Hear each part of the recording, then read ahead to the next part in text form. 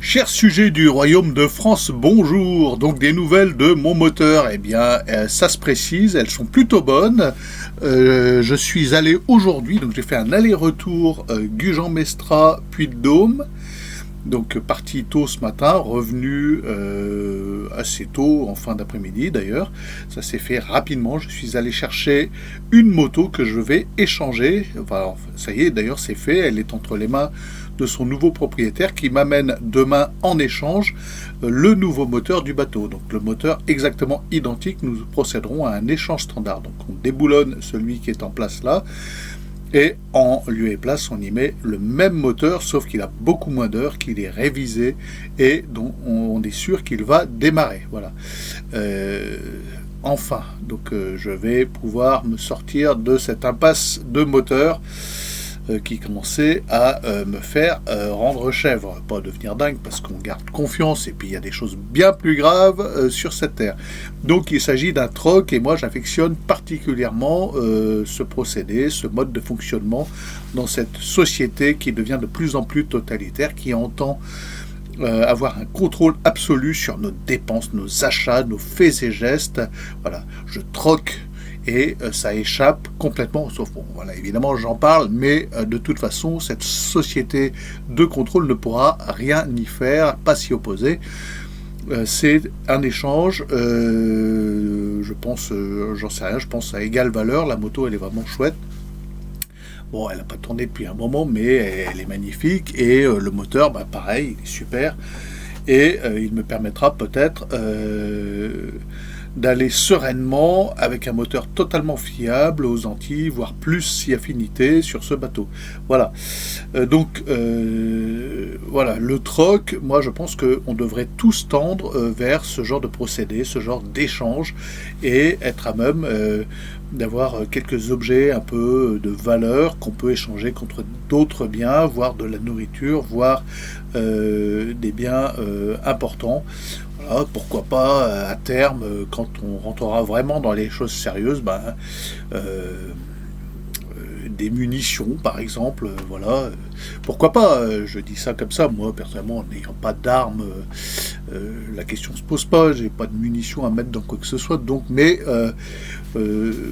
ce genre d'objet, si vous disposez par exemple de calibre 12, ça pourra se troquer à terme parce que nous voyons bien qu'en France la situation dégénère. Bon, en même temps, voilà, je viens de traverser la France de part en part, donc de la côte au centre, au Massif central, et voilà, je m'adresse aux jeunes débiles mentaux qui, soi-disant, brûlent des trucs. Je ne comprends pas votre démarche. Alors vous allez brûler les écoles, les crèches, les postes et les supermarchés de votre quartier, puis les bagnoles de vos voisins. Mais c'est quoi l'idée? C'est quoi le concept? Alors je veux bien qu'on soit débile, mais à ce point-là, moi, je me disais, ces gens, ils sont super intelligents, ils se révoltent, il y a un peu de mouvement, un peu d'action. Alors, je suis pas là à cautionner, hein, loin de moi l'idée de cautionner tout ça, mais ils vont s'attaquer à l'état policier, ils vont s'attaquer à la chienlit qui commence vraiment à nous pourrir la vie. Il n'y a pas 1 kilomètre sans une annonce de radar, de flicage, et sans qu'on voit ces espèces de tours qui ressemblent à des nez de vaisseaux aliens qui vont nous bombarder de rayons laser. Je sais pas, bande de crétins, bande d'abrutis, de crétins, de jeunes émeutiers, là. Vous voulez vous attaquer à l'état policier? Il y a des milliers de radars qui nous pourrissent la vie, faites-les tomber, soyez pas cons. Je sais pas, c'est du bon sens, quoi. Ah non, alors je peux vous assurer que sur l'autoroute qui fait Arcachon-Clermont-Ferrand, enfin Arcachon-Issoire, ils sont tous bien en ordre, les radars. Hein. Il n'y en a pas un de ces jeunes débiles mentaux qui aura l'idée de s'attaquer réellement à l'état policier, à l'état oppressif.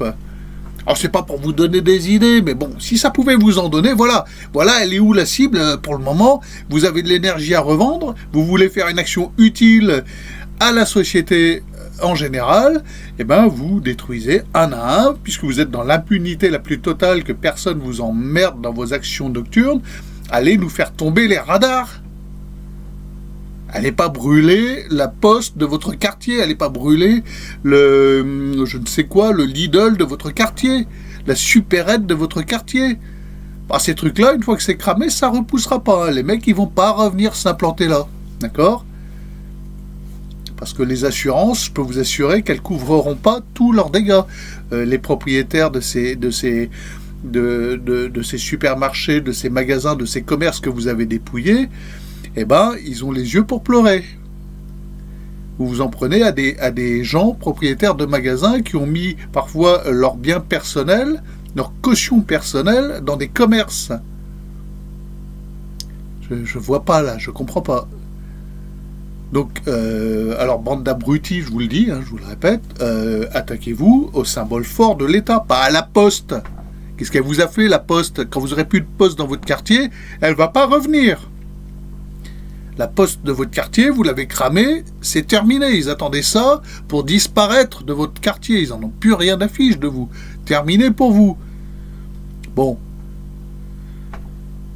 Enfin, je sais pas, soyez cohérents. Il y a des milliers de radars qui ont poussé là, après les gilets jaunes. Cramer ces milliers de radars. C'est du bon sens.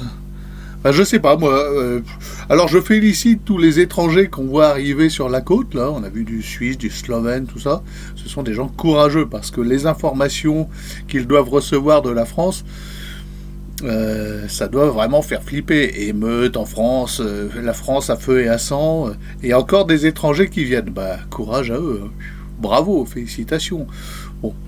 Alors, évidemment, quand on longe l'autoroute Clermont-Bordeaux, on voit pas d'émeute. Ah si, on a vu un camping-car en feu. On s'est dit, tiens, c'est des émeutiers. Ils ont arrêté un camping-car sur la 4 voies et ils y ont mis le feu. Pauvre camping-car. Voilà. Il y avait des gens dehors en train de regarder leur camping-car, mais en flammes. Il reste rien. On est repassé au retour, il y avait une tache sombre. Rien. Pas... bon. Écoutez, c'est comme ça. Je compatis. Ça doit pas être drôle comme départ en vacances. Donc, voilà, bande de crétins des Alpes, là, bande d'abrutis, pas des Alpes, parce que ma femme elle est des Alpes, alors évidemment, elle va dire, pourquoi tu dis crétins des Alpes ? Bon, enfin, bande de crétins tout court, crétins de banlieue, voilà. Crétins de cité, vous voulez cramer des trucs utiles à la collectivité, enfin, qui sont pas utiles à la collectivité, mais vous voulez que ce soit une action... utile à la société, alors manifestement c'est pas votre but. Votre but c'est juste le chaos et donc ça laisse supposer que vous êtes aux ordres, vous obéissez à un plan.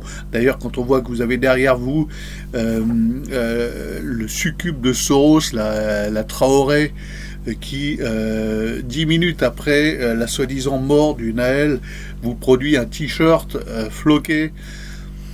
Bon, c'est bon, quoi. Foutage absolu de jet de gueule. C'est débile. C'est... La France à feu et à sang brûle. Bon, il y a des émeutes, voilà. Et ce sont des excités raciaux, tout simplement. Et ils n'en ont pas après les symboles de l'État policier, de l'État oppressif. Ils en ont après tout ce qui est... blanc, non communautaire, etc. Bon, et ils sont financés évidemment par ceux qui ont intérêt au chaos, les Soros, les Macron et compagnie. Eux, ils jubilent. Donc vous faites leur jeu. Voilà. Alors je vous le dis, allez cramer les radars et ça nous sera utile à tous.